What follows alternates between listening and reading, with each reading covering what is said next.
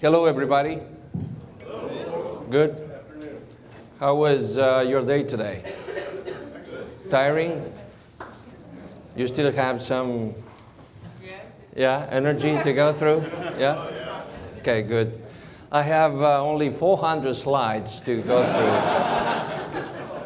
through. But if you are too tired, I can reduce that.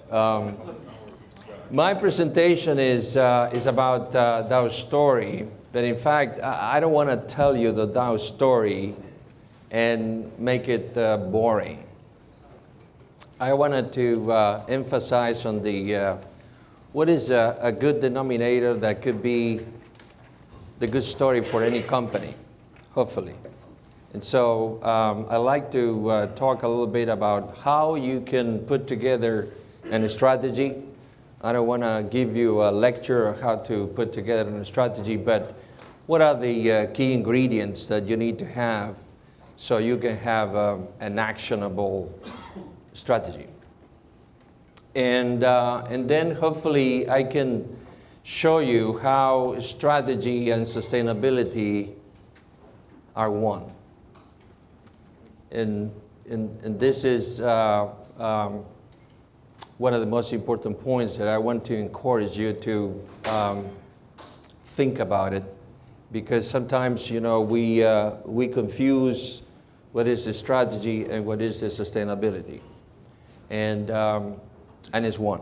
So I wanted to go through that quickly, and then, you know, at the end I wanted to share with you what is the essential ingredient for all of these to happen.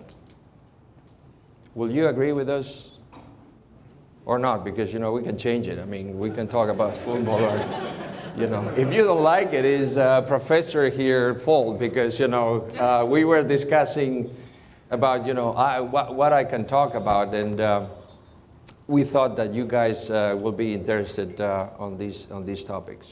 Is that a correct assessment? Yeah? Okay, good. Excellent. First of all, when you start putting together a strategy, what you need to look out is outside, not inside, and see what's going on outside. And keep on looking, because, you know, what you're going to see today is going to be different than tomorrow. So everybody knows in history that changes happen, but obviously the speed of the changes that we have today are much faster than we know it. And so I encourage everybody to look outside all the time and being pretty much open to change whenever something changes outside. I think Peter Drucker says, you know, strategy is the direction that we improvise around. And this is more true than ever because of all the changes that we are seeing every day. So you look outside, and then you look inside, and what kind of strengths that you have to take advantage of those opportunities, and what kind of things you can really focus on so you can be the number one on that particular market.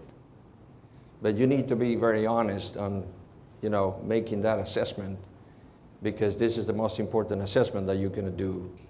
And in order to do that, you need to make sure that you really are good on that specific strength.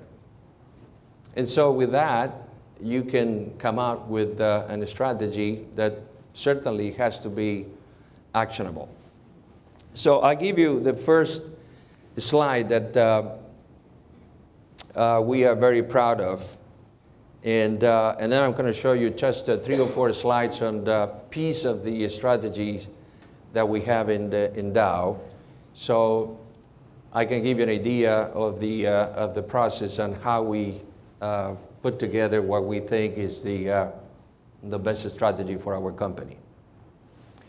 So this thing is a nice slogan. Do you like it? It's nice, right? There's a lot of content in here because, the first thing is that is science. The science, we are a bunch of chemical engineers. I'm not the best engineer in the company, but we have a bunch of good guys in the company that understand science, physics and chemistry and math. And we are very, very proud that, technology and science is the driver for you to go on innovation and solve problems for us, humanity. So that's why the word science is there. And the second one is our purpose that is human, and there is all the humanity in the sense that, we like to create solutions for us to have a better world and to take care of our communities and to take care of our stakeholders, employees, customers, our communities, and so on. So really, the only way that you can be relevant, what you're doing, is to be relevant for the humanity, whatever you do. Otherwise, you are not sustainable. And otherwise, you don't have the enjoyment of really making a sustainable change in the world, the society, the environment, while you are making money. So that's why, we like that, because put together a couple of things that we strongly believe.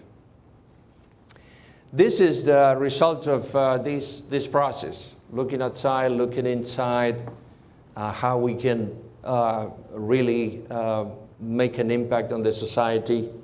And there you have the 5 main businesses that we have and where we are. We are all over the place because this is chemistry. And we are a very diversified company. And so we are in the mattresses, we are in the chairs, we are in the coatings, and we are in the food that you eat, we are in the cars that you drive. So we are very diversified. And this is a challenge because, it's when you are too diversified, it's easy to lose focus. And so that's why we created these 5 pillars. And you can see there what are the applications. And you can see there also what is the size and the profitability of each of the segments. But the important thing that I wanted to show here is that our company was driven by science and making an impact on the society. We believe that with our strength, these are the 5 most important segments that we should be focusing on. And these are in constant evolution because, we look outside again and we make the changes that we need to keep on making money and making an impact on the society. Okay, this is just to tell you that in that perspective, customer is the number 1 priority when you look at the customer, when you are defining your strategy. And in fact, today, you need to see not only your customer, but the whole value chain. If you really want to make an impact in your market, you got to see the whole value chain, which is much more difficult because you need to put together a bunch of guys that are doing different things in the chain. But this gives you a phenomenal view and also a lot of collaboration among brains with different backgrounds, different companies. And then you realize that you are small, that you have just a piece of the action, just a piece of the solution. And then when you have that kind of dialogue with the right people around the table representing the value chain, magic happens because you get it. Everybody gets it. And so everybody is contributing with a piece of the solution, and everybody is getting a piece of the benefit. And when I say value chain, this includes consumers, this includes government, includes everybody. Because sometimes, in order to do something really impactful, you need to put everybody together. It's difficult, but it's very rewarding. So that's why I wanted to mention the customer and the value chain and all this process. Innovation is obviously the main factor in your numerator. You gotta keep on doing innovation all the time. And you know, it's very easy, particularly for global companies, to fool ourselves in terms of innovation. We do some tweaks in some of the products, and then we call it innovation. Or we have a phenomenal development in our lab, and then we come out with a product that is a wonderful thing that commercially is useless. At least today, maybe in 10 years. But it is important to innovate and measure the innovation, having the discipline in innovation, putting the money in the right places, and really have very honest metrics on how you are innovating. And in order to do that, you don't need to look inside only, but do constant benchmarking to see how you are doing on innovation. This is the very important thing, the most important thing in a numerator, the customer and the innovation. I wanted to make sure that I mentioned that it is something that is an endless effort, which is the productivity. You work on the numerator, but you always need to work on your denominator all the time. And whenever you have a structure that you feel that you're happy and delivering the services, think again, because something else changed and you got to start all over again. And this is what it is. And so I would say particularly in countries like Brazil, where we have bureaucracy, that we have high cost on almost everything that we do, we need to be very creative and apply innovation as well on the denominator. Otherwise, you cannot be successful. And so it is very important to think of the denominator in a very innovative way, and not just cut a little bit here, cut a little bit there, which is easy. That is easy, to cut 10% of the cost. We know how to do that. But how you can change the process to be sustainable and making your customer happier and making your people going home at 5 in the afternoon rather than 7 or 8 or having pizza at night in the office. Okay. I hope that you now see what is the connection with these 5 pillars and the business impact on the society and the sustainability. I like to show this one, but before talking about this, I wanted to tell a story. The first time that we did a public announcement of the sustainability goals was in 1995 for goals in 2005.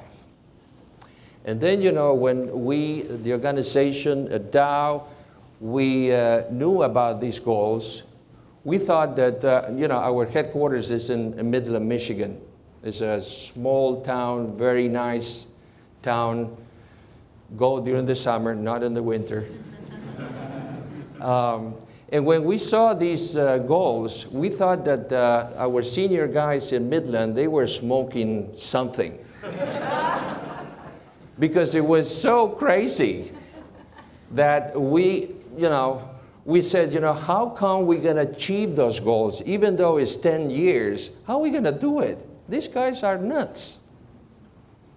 And then in 2005, we made it. And so this proved 2 things. One, that really you need to put very aggressive goals when you talk about sustainability. If you just talk about sustainability, nothing happened, nobody is engaged, and you don't make any impact. Still, you can have beautiful presentations and fool yourself that you're doing sustainability. You can do that. Some people might believe you, not too many. So I think it's important to make those goals really very aggressive, man in the moon, and then to rally the organization to make that happen. And really, in that sense, what you do is encouraging the innovation, creativity, and a little bit of craziness to make that happen. So in 2005, we were already feeling good about it because, you know, we made it. And so we defined the 2015 goals. And we say, our senior guys in Midland, they really like these things that they are smoking because, you know, they are getting crazy again. And what was the main difference? The main difference was that, you know, the aggressiveness was the same, crazy, but the most important thing was the goals were not really goals that were related to our internal operation. And it was already with an important ingredient on what you can do outside your boundaries. In fact, redefining your boundaries, meaning it's not good enough that you are doing good. What is really important that you are really making good for the society, for the environment. While you are making money, don't forget that. And so we felt the responsibility that we were, you know, engaging on by having those goals that really were driven by impacting the whole thing. And then, you know, around that time, that was in fact 3 or 4 years ago, we added one of the values into our basic values. You know, we have two values. When you join Dow, you got this stamp in your arm. You can choose whatever you want to put your stamp, but you know, certainly you need to understand that you got to respect people, and you got to have integrity. This is the basic thing. And then you need to be a little bit crazy, but these two are basic. And then, you know, because of all these goals and the accomplishment and the encouragement that we were having, we include protect our planet as a value. And that is huge, because when you say our value is protect our planet, this is a huge responsibility, because in everything that you do, you got to protect your planet. And so that is the evolution of the commitment along with the strategy. And that was the journey, the learning journey that we had to now get into the 2025. But now, you know, the difference is we and the geographies and in charge of the customers and the business, we like that spot too. We like also smoking a little bit of this thing because, you know, everybody like it. We feel good about it. This is something that really you feel good because you are running the strategy of your company. You're making a contribution to the society and to the environment. And this is a feeling that is very difficult to compare with whatever other recognition that you can have from your boss, because it's a personal satisfaction. Using a little bit of your power in your companies to make a change in this world. And that's the way I feel it. So today, before going into that, I wanted to show you the impressive numbers that we have in the last 10 years on all the goals that we have, and really, we couldn't believe that we can achieve that. So now we believe anything. So so this is what we are finishing in 2015, but we have already the 2025 goals, which is something that we are going to communicate next week. Nobody knows this, so please, let's keep it in the room. Don't tell anybody. So just shut the camera. This is the 2025. And what you're going to see there is another pass, another step into making even a more aggressive impact on the society and in the environment. This is one of them, breakthrough innovations. In this one, we are increasing the factor of the impact, as you see there, is 6 times the impact of our innovation in terms of the sustainable development. This one is about impactful collaborations. And this is a very important thing because, collaboration meaning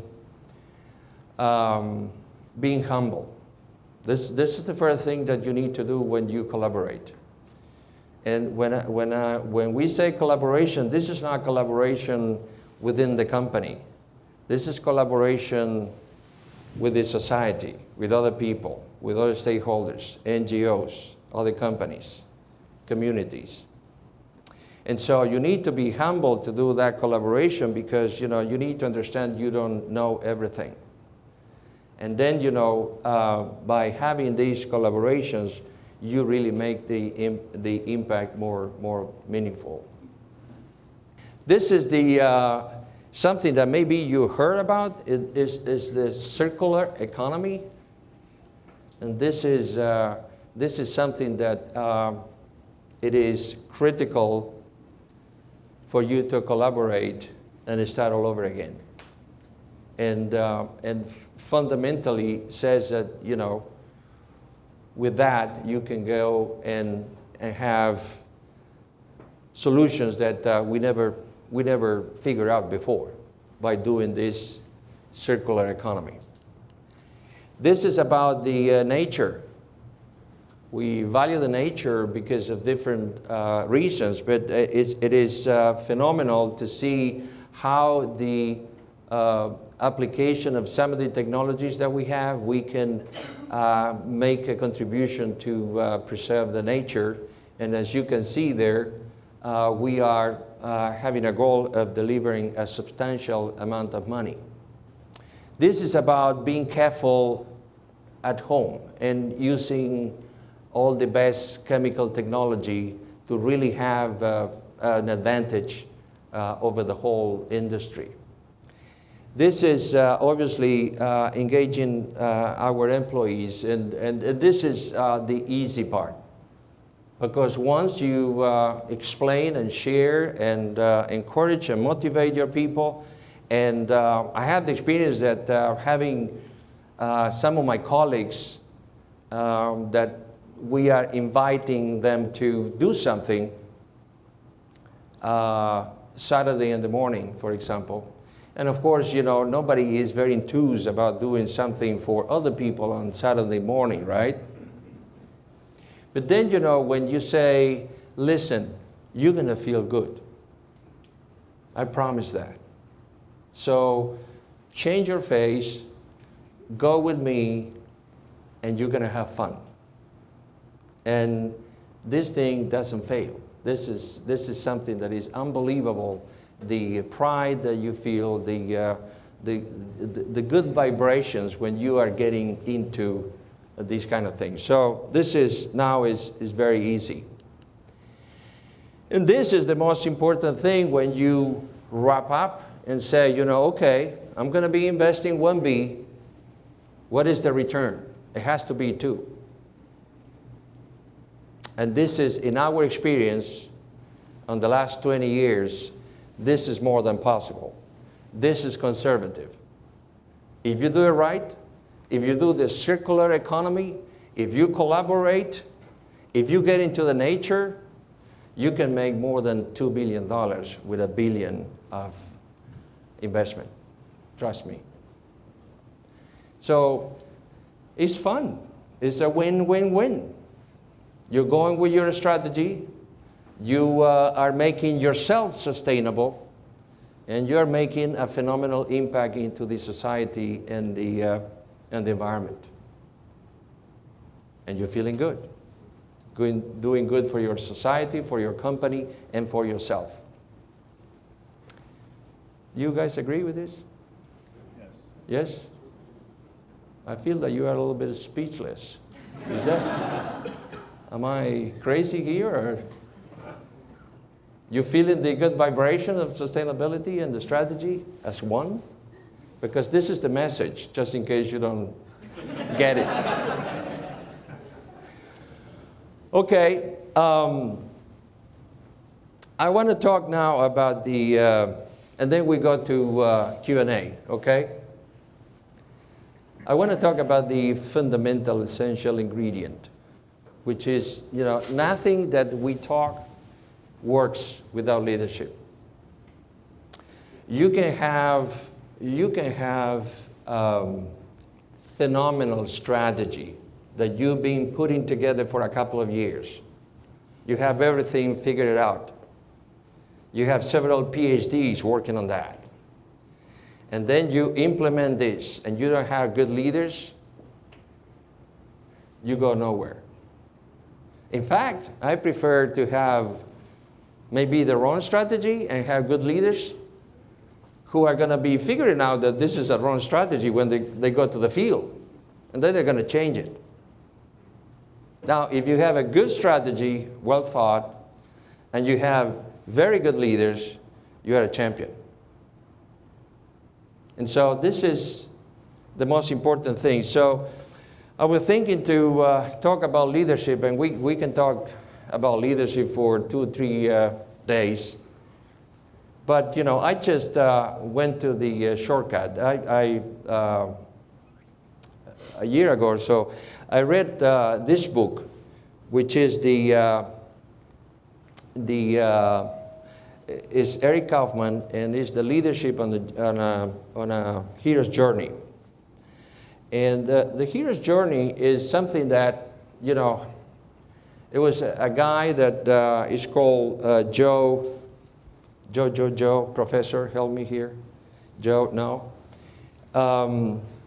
He's a good Joe. This guy, this is about maybe 30 or 40 years ago. This guy went out and visited different cultures. And he tried to identify what are the attributes that, you say, this is a hero. And then what happened is that he identified that in different cultures there were 7 or 8, then he reduced it to 5 or 6 characteristics of the heroes that all human beings recognize. And then the guy who, I'm very bad with names today, the guy who did the Star Wars. Lucas. George read the book, and he said, wait a minute, I can use this for my next movie. Heroes, everybody recognize. I can have a phenomenal success all over the places, right? If everybody recognizes that this is a hero. So he did. He talked to Joe, the good Joe, and put the movie together. And it was a big success. And since then, whatever movie that you are watching that are, emphasizing on heroic acts is based on this. So it's a very interesting thing. So what Eric Kaufman did was to bring this into our lives, because we have to be a little bit of a heroes on what we are doing. Do you agree? And so, he translated that into what do we need to be or have to be a good leader, and hopefully be close to be a hero. And this is the conclusions of this guy. The number one, these are four. Number one is to focus. And focus and focus and focus. And asking yourself, what I'm creating today? What is that I'm doing different?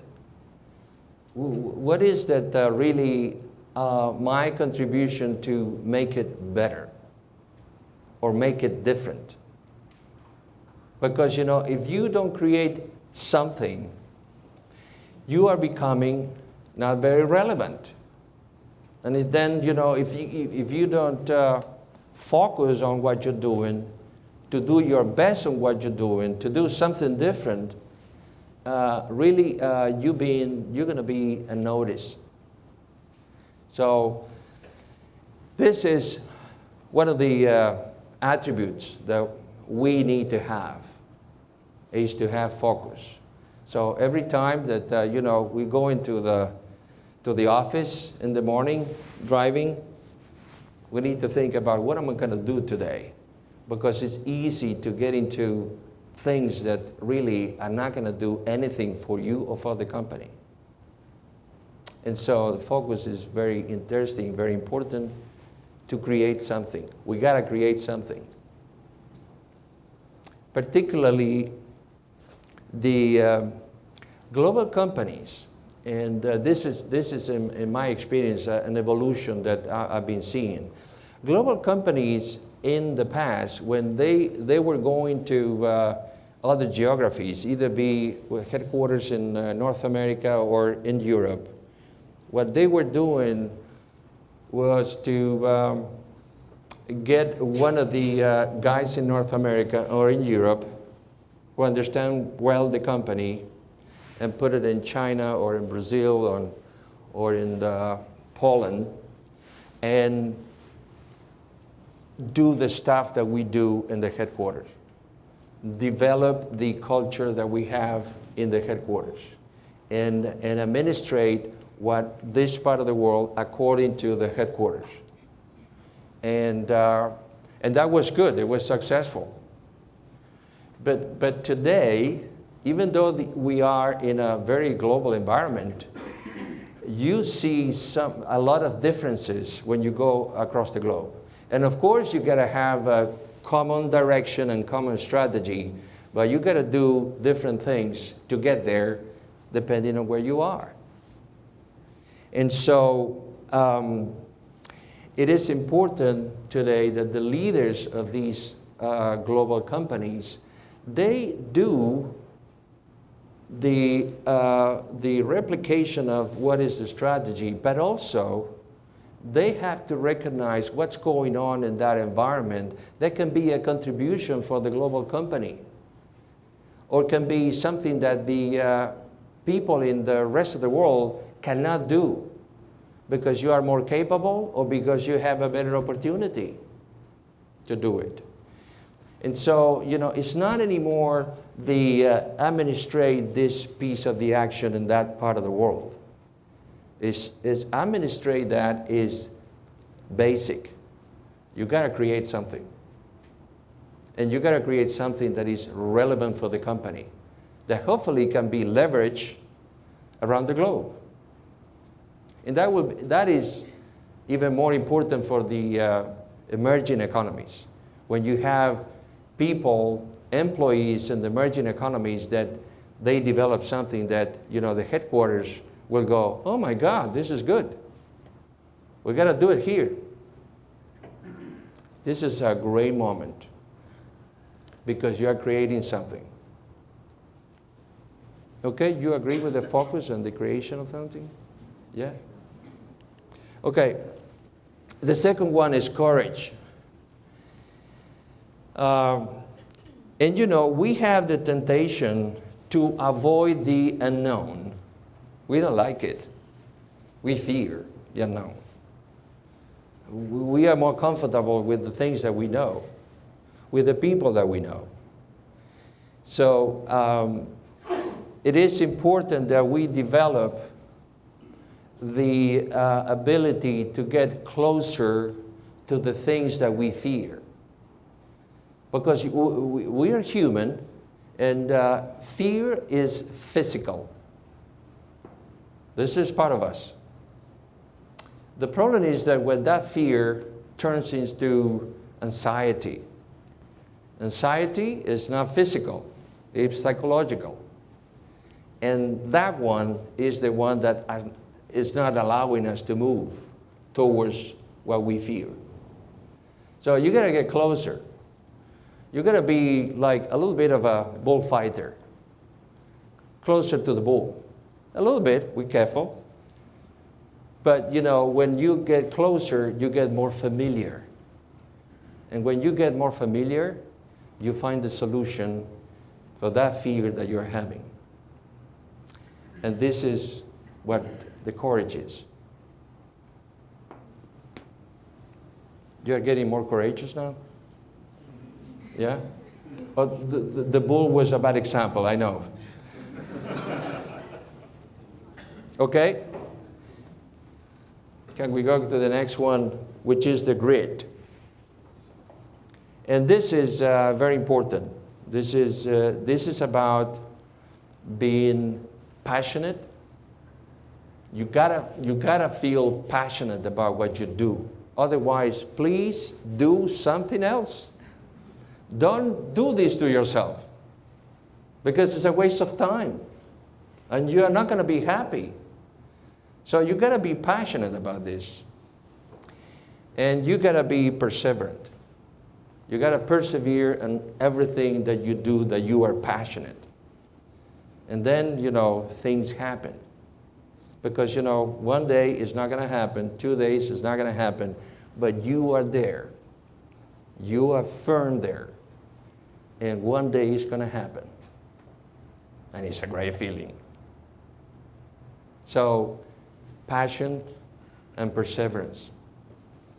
And then, if you have all these three, the focus, the courage, the grit, are you a good leader? You are getting better, but you are not great. And there is the fourth one, which probably is the more difficult, which is faith. Sometimes, we don't have all the information that we need to move. Maybe we have 70%. And it's very difficult to get the other 30%. Sometimes your team is having a very difficult task. And you don't know if they're going to deliver or not. But you got to have faith on these guys. Because you choose them, right? Or not. You choose your team. And so, you got to have faith. You got to be faithful on your team that they are going to be delivering. So you got to close your eyes and think that they are going to do it. And this is particularly more difficult for us engineers that we like math and numbers, and we like to play a little bit with the possibilities, probabilities. But you got to let it go. If you choose your team, you got to let it go. And things happen. And, I tell you that when that happened, you feel even more rewarded than when you did it by yourself. It's much more, the feeling is even greater. But you got to have faith. You don't have the numbers. So these four guys are the ones that Mr. Eric Kaufman is telling us that, we need to have. And we need to practice this all the time. And I wanted to close this with something that, one day I was thinking about this thing on how to be balanced as a leader. So I have my own domestic recipe, hopefully to address some of this. This is more rational and this is more elaborated. But I always telling the people, particularly the young guys that are having the ambition to do a career as a leader. And I like to say, which is I think is something that is easy to remember. You got to have 1/3 of Einstein. Just 1/3. You got to have a good brain. You don't need to have, a super IQ better than anyone in the room. Just a little bit up is enough. But just 1/3, because you got to have ideas, you got to be creative, you got to be curious, you need to innovate. And you got to have that. Then you need to have 1/3 of Martin Luther King. Because when you have a good idea, you need to talk to the others. You need to encourage the others. You need to be inspirational for the others. Because alone, and your idea, even though it's going to be a brilliant idea, you're not going to go anywhere. And so you need to be inspirational. You need to have a dream and pass it to the others. And so you are really powerful. Just 1/3, because otherwise you are just talking and not doing anything.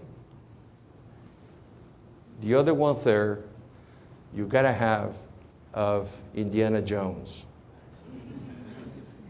Because you need to like adventure. You got to be able to get out of the university and go to the adventure. Not knowing if, on the other side of the mountain there is 5,000 Indians or 5. But you go for it. And taking the risk. A little bit of the fate that we were talking about. With those 3 and a little bit of luck, you can be successful. It is funny because, when I was working in the U.S. and we were talking about this, I was finding people in the corridor and they were saying, I'm working on my Indiana Jones and I'm doing good. So this is all I have. Thank you very much.